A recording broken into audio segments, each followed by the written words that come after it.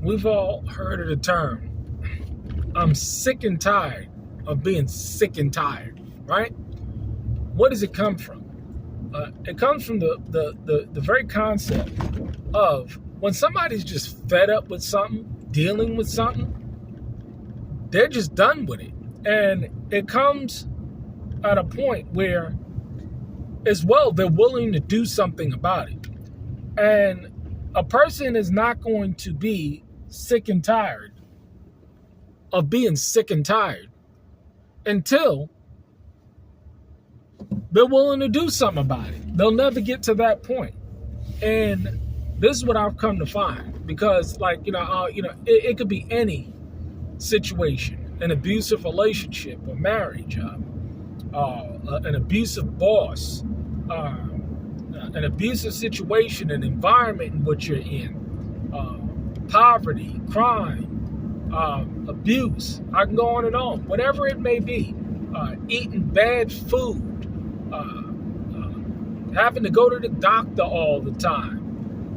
When you're sick and tired of being sick and tired, you'll do something about it. And it's very simple and easy to identify those people. They're easy to identify due to the simple fact that they are action takers. They're people that say, you know what, I'm going to do something about the situation, and they take decisive action. A person that is morbidly obese, they're not sick and tired of being sick and tired of being morbidly obese, because, hey, it is what it is. They've accepted that defeat. A person that is living in poverty, they're not sick and tired of being sick and tired of living in poverty, so they contend with it. They go to and fro. When it comes to abuse, and somebody getting their ass whipped every 5 seconds, hey, they're not sick and tired of it, so they're going to deal with it. A poor job or a bad job, they're not sick and tired of it yet. They go in, they're miserable. You know they don't like the situation. You know that they are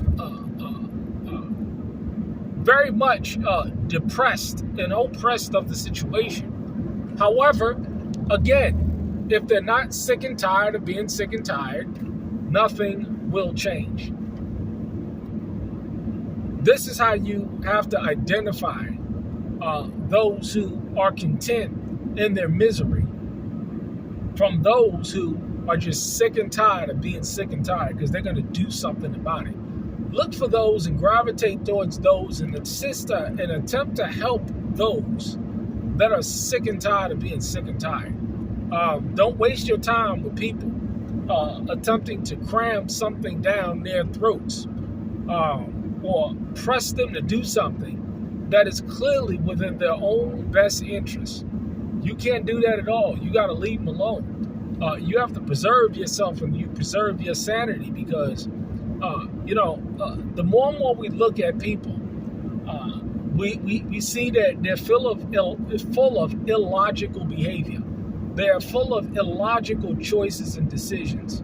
They're full of illogical actions and thoughts.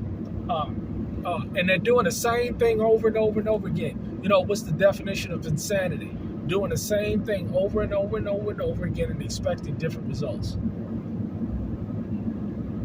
Preserve yourself. Preserve your mind. I'm a whole lot more freer now than I was probably 2 or 3 years ago, because I know how to distinguish between the two. But not only that, but act on it. I've always felt as though, and looking back at it, the warning signs have always been there in any situation. I mean, it's just the truth. I've always had a strong spirit of discernment. But the idea is that you got to act on it. You got to, if that spirit comes up on you, and a lot of people, they ain't got it. They can't discern good from evil. They can't discern when somebody's trying to act within their own best interest as opposed to someone who's not. They can't discern, something that's not good for them. They just can't do it. Bioengineered food, man, bioengineered minds, is sad. But you got to understand, be able to distinguish between the two. Because again, when somebody's just tired of dealing with something, they'll submit to a new course and a new direction in their lives. And they'll go through the pain because they're tired of the same old that they've been dealing with all their lives. And this was sad to see this kind of spirit passed down generationally, where people experience and receive the same complacent, lethargic, and apathetic spirit when it comes to their situations. They're just not going to do anything about it. They're not sick and tired of it. This is why generational poverty is a problem. This is why generational abuse is a problem. This is why broken homes and single motherhood is a problem, because although it's an issue and it's painful, believe you me, there ain't no such thing as a person that's living below the poverty line and they're happy about the situation.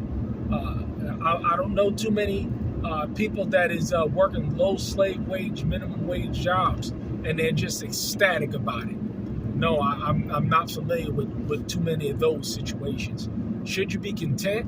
Absolutely. But again, there's not too many people that is this joyful in their heart and their spirit as a direct result of what they do and how they live. They're pretty much depressed. They're pretty much oppressed. Why? They're not sick and tired of being sick and tired.